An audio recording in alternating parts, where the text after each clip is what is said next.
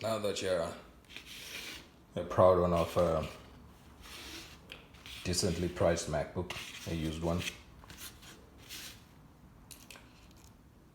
time to clean it. This is what I usually use. A Q-tip, toothbrush, paper towel, napkin, wet wipe. Start with the top. You can start with the bottom if you want, but use your wet wipe. If the MacBook is still wet, dry it up with your dry paper towel or napkin. On the inside, make sure your MacBook is off. Use your wet wipe. Again, make sure it's not too wet because you don't want the moisture, the water to get into the keys and damage your logic board or your keyboard. So make sure it's not too wet. If you have to maybe squeeze it a little bit to eliminate the moisture, go ahead and do that. Just run this on your keys. Over the years, dead skin cells, hair, dust gets caught in between the keys, food particles, all kinds of stuff gets caught between the keys. So just run your wet wipe like that in between the keys. Grab your Q-tip. It's pretty nasty. Grab your Q-tip and run it between the keys.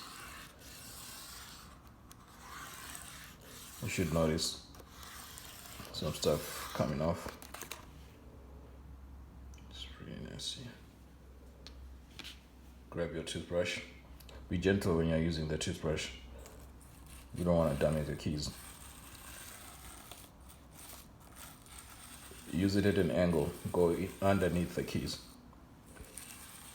Eliminate that hair, those skin particles, those dead skin particles, those bread crumbs, that cereal.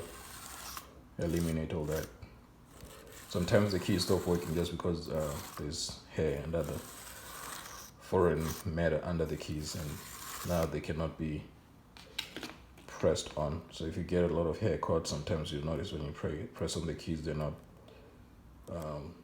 getting depressed properly. When you press on them, they don't go down all the way because there's stuff underneath the keys. So you wanna just use a toothbrush and go run it up and down at an angle. Repeat at an angle again. And after that, grab your Q-tip. Just remove the stuff that you have dislodged from underneath the keys. Grab your wet or dry napkin. Just finish off the process. You wanna use your wet wipes or disinfected wipe because sometimes people, they have a cold, they're sneezing on the keyboard or whatever other ailments they might have. You don't want to catch something from your used computer. You can use your wet wipe. I'm not too scared of using the wet wipe on the charger, so use that on the charger as well. Use a disinfected wipe. If you do it properly, you should see the original color of the charger coming back to life. So just do that. Be gentle. Pull out the cable and just run it along the length of the charger. That's what I usually do. So if this has been any help to you, please share, like, subscribe. If you have any other suggestions of how best to clean the MacBook, please comment below. The other thing you can actually use, which works wonderfully, is isopropyl alcohol, which you can get from the Dollar Tree, Dollar Store, Walmart, and other places, and it's fairly cheap. It's less than $2 in most places if you're in North America. So that is how I do it. Let me know how you do it. Yeah, you can also use your wet wipe on the screen. Just be gentle.